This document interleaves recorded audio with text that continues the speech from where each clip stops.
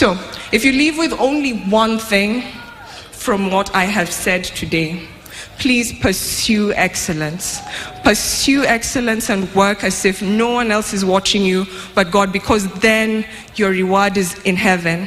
Hakuhitaji cheo kuongoza. He didn't need the title to lead.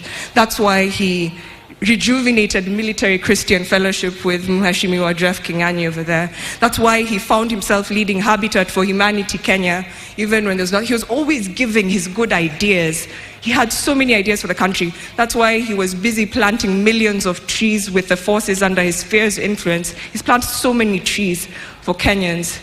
He had such a big heart for this nation. In closing, I'll tell you of his love for Kenya and his loves that you haven't heard of before. He had a big love for his family. He took me to school. Every day he was in the country for all of my elementary school. He loved his family. Fathers, show up for your family because your presence makes a difference.